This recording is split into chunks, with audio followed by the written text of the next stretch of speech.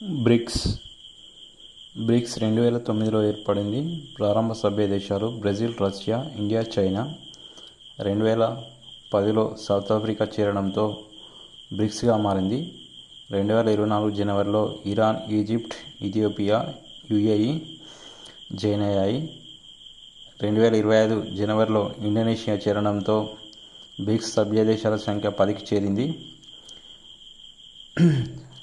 2023లో Saudi Arabia చేరేందుకు ఆసక్తిగా ఉంది.